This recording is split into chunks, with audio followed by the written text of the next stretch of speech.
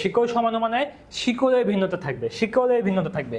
কেমন দেখো খেয়াল করো, 1 2 3 4 মনে করো এখানে একটা বিউটেন, এটা মনে করো একটা বিউটেন, আমি হাইড্রোজেন দিলাম না, ঠিক আছে, এটা মনে করো একটা বিউটেন। তো এই বিউটেন দেখো আমি যদি এইভাবে দেখি 1 2 3 এবং একটা কার্বনকে যদি শাখা বানাই দিই, একটা কার্বনকে যদি শাখা বানাই দিই, তাহলে কি ঘটনা ঘটতেছে দেখো তো, এখানে 4টা কার্বন ওখানে 4টা কার্বন, কিন্তু এটা শিকড় বা চেইনের ভিন্নতা আছে না, তো এটা হবে আমাদের শিকড় সমানতা। তারপর কি হবে অবস্থান সমানতা কখন হবে, দেখো অবস্থান সমানতা হবে যখন কার্যকরী মূলকের অবস্থান ভিন্ন থাকবে। কেমন দেখো 1 2 3 4 ওয়েস, ঠিক আছে, মনে করো এটা একটা বিউটেন হয়, মনে করো এটা একটা বিউটেন হয়।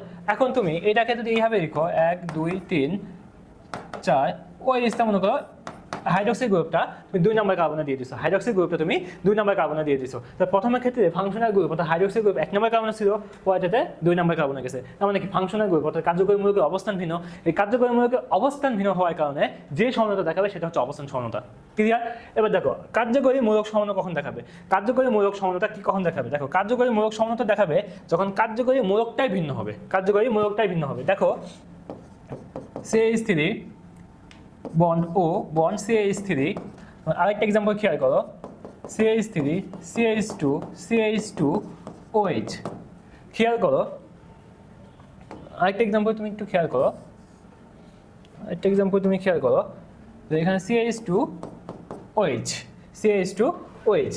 এবার খেয়াল করো এইটা এই যৌগটা কি খেয়াল করো তো, ডাইমিথাইল ইথার, 2টা মিথাইল ইথার। এই যৌগটা কি বলতো, এই যৌগটা কি, এই যৌগটা হচ্ছে আমাদের ইথানল।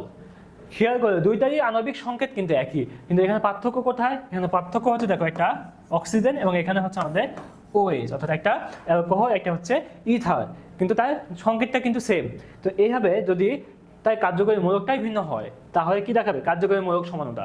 খেয়াল করে রাখবা সবসময় যে অ্যালকোহল এবং ইথার, অ্যালকোহল এবং ইথার, অ্যালকোহল এবং ইথার, অ্যালকোহল এবং ইথার হচ্ছে আমাদের কি দেখাবে, অ্যালকোহল এবং ইথার হচ্ছে আমাদের কার্যকরী মূলক সমানতা দেখাবে, অ্যালকোহল ইথার কার্যকরী মূলক সমানতা দেখাবে। এবার আসো আমাদের মেটামারিজম। এবার কি পড়বো আমরা, এবার পড়বো হচ্ছে আমরা মেটামারিজম। তো মেটামারিজম আসলে কখন দেখাবে, যখন ফাংশনাল গ্রুপে উভয় পাশে কার্বন নাম্বারে ডিফারেন্স থাকবে, কার্বন নাম্বারে ডিফারেন্স থাকবে। দেখো আমি তোমাকে একটা এক্সাম্পল দেখাই, CH3 CH2O CH2 CH3, এটা একটা যৌগ খেয়াল করো, এবং আরেকটা যৌগ তুমি খেয়াল করো CH3 বন্ড O বন্ড, তারপর খেয়াল করো CH2 CH2 CH3, 2টা যৌগ খেয়াল করো।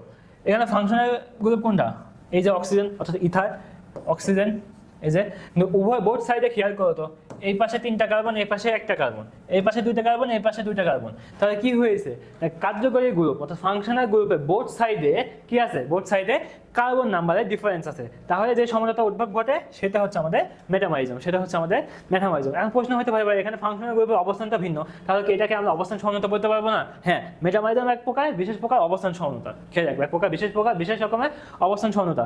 কিন্তু কিন্তু খেয়াল করো মেটামারিজমে সবসময় কিন্তু দ্বিযোজী মূলক যুক্ত থাকবে। কি থাকবে ভাইয়া, এই যে দ্বিযোজী মূলক যুক্ত থাকবে, মেটামারিজমে সবসময় কি থাকবে, দ্বিযোজী মূলক সংযুক্ত থাকবে। এখানে কিন্তু দ্বিযোজী মূলক সবসময় সংযুক্ত থাকবে না, কারণ হাইড্রক্সি গ্রুপ অবস্থান সমানতা। তাই মেটামারিজম এক প্রকার বিশেষ প্রকার কিন্তু অবস্থান সমানতা, আর অবস্থান সমানতাকে কিন্তু আমরা মেটামারিজম বলতে পারবো না, কারণ দেখো মেটামারিজমে সবসময় কি থাকবে, দ্বিযোজী মূলক সংযুক্ত থাকবে, দ্বিযোজী মূলক সংযুক্ত থাকবে এবং বোথ সাইডে কার্বন নাম্বারে ডিফারেন্স থাকবে। তাহলে সেটা যে সমানতা দেখাবে সেটা হচ্ছে আমাদের মেটামারিজম, যে সমানতা দেখাবে সেটা হচ্ছে আমাদের মেটামারিজম।